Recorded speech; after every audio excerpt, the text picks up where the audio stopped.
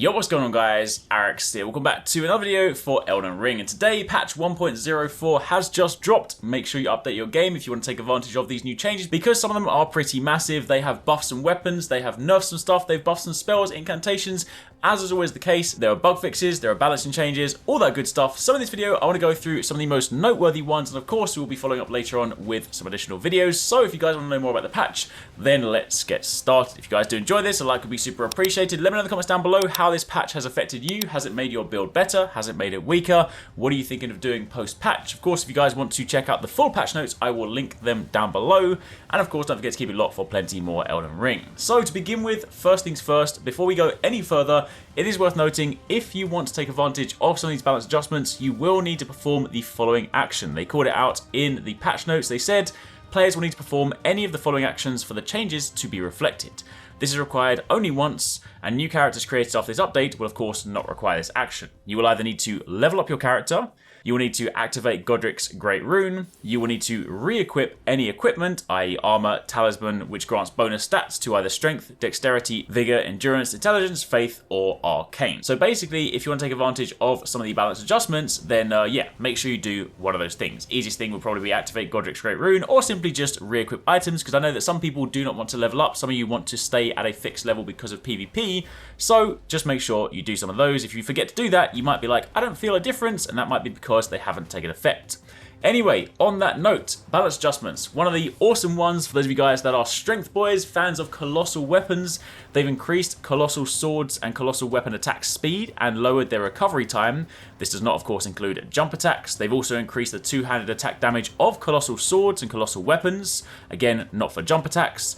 They've increased the physical block rate and guard boost of the Colossal Sword, Colossal Weapons, Great Sword, Great Hammer, Great Axe, Great Spear, and Halberd weapon classes. Basically, if you like big weapons, this is a good patch for you. They've also increased the damage of the Grafted Blade Greatsword. They've increased the damage of the Devourer's Scepter. They've decreased the scaling of status effect build-up from spells and incantations of the Albinauric Staff and the Dragon Communion Seal.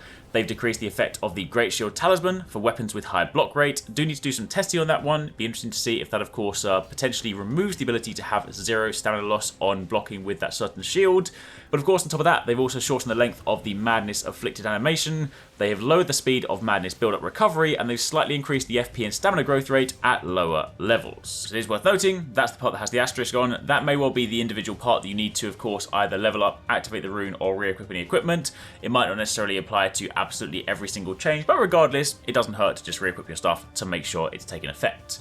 So, outside of that, there are of course some big changes to sorceries and incantations. I'm not going to go through absolutely every single one. If you do want to read them, you can of course check the full patch notes in the description box down below.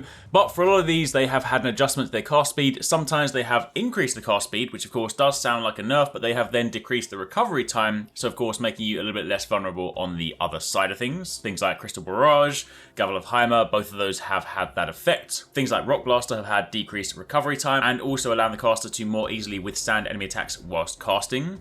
Renala's Full Moon, they increase the cast speed, but again decrease the recovery time. Also applies to Ranni's Dark Moon. So again, the setup might be a little bit longer, but of course if the other side of it means you can then recover quicker, that'll be interesting. Some of these, of course, we will need to do some further testing in-game to actually sort of see just how much this will affect us, but still it is interesting to see.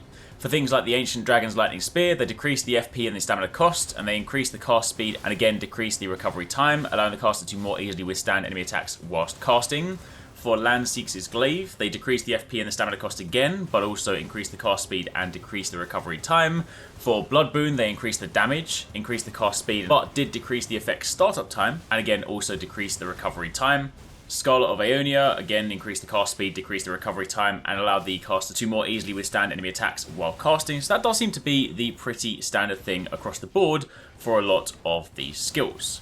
Similar sort of thing happened on the weapon skill front as well. Some of these have also had increased cast speed but decreased recovery time. One of the ones worth noting, Echoade's Dancing Blade. Of course, from the Mara's Executioner Blade, they have now increased the travel distance, and they've also added a window to roll during the attack to cancel the animation, which also sounds quite potent because that was already a very good move beforehand, so definitely very excited to sort of test that one out.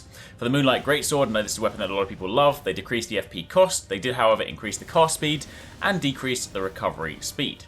There are again also lots of skills here worth calling out. It is also worth mentioning though, there does appear to be a stealth nerf to Rivers of Blood. It was not expressly called out in the patch notes, but there does appear to have been a sort of stealth nerf to Rivers of Blood. Not exactly, it is not quite as we would have expected it, given how staggeringly powerful that weapon is, given that of course how powerful blood loss is and bleed in general. I kind of expected to see just a flat damage reduction to Rivers of Blood. However, what they have instead done is basically made some changes to the animation for blood loss and frostbite. There is specifically a section in the bug notes where it says fixed a bug where the animation when inflicted with blood loss and frostbite was bigger than originally planned. If you keep in mind that one of the most potent things about blood loss, aside from of course the actual huge chunk of damage that is done to the enemy's health, it's also the stagger that basically is inflicted on the enemy. You basically inflict blood loss and they are just heavily staggered. This can of course allow you to basically stun lock some enemies, and of course Rivers of Blood was incredibly quick at inflicting that. So basically what they've done is they have reduced that for both blood loss and frostbite, which of course will indirectly be like a subtle nerf for Rivers of Blood. However, it is still quite nice to see that they haven't actually affected, or at least as far as we're aware, they haven't made any changes to the damage. Some people have mentioned in the comments that they seem to have adjusted the speed of the L2 attack, but I need to do some more testing because that much I have not been able to confirm myself. If you notice any differences personally, let me know in the comments down below, but to my understanding, basically what they have done is to deal with this, to sort of balance it out a little bit more, they have adjusted the animation for blood loss and frostbite, which again, seems like a pretty cool way to do it. Instead of just nerfing everything to the ground, they've then buffed some other stuff like Colossal Weapons, other spells and incantations, giving us more stuff to play with, which of course gives you the nicer effect of basically just giving you more things to choose from, as opposed to just nerfing what is popular. Also, on the note of patches specifically, I'm not talking about 1.04, I'm actually talking about the character. They have also added some event phases for the NPC patches, which apparently, according to people, now allows you to complete his quest, so that also is pretty exciting. They've made some downward adjustments for things like Swarm of Flies to decrease the blood loss build-up on enemies.